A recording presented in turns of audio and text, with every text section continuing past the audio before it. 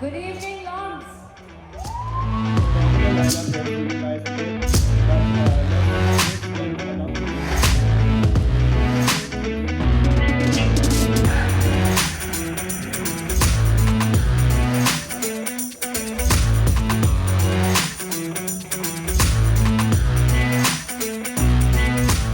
Radar Pakistan को 1 साल हो गया है, तो we are celebrating 1 year anniversary.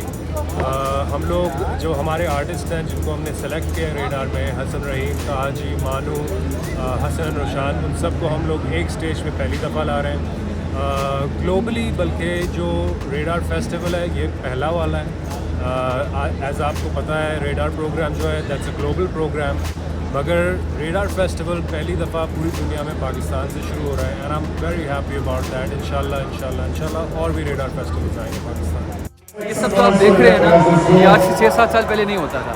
और 2021 मार्च में स्पॉटिफाई पाकिस्तान आया था and it has completely change the game for artist.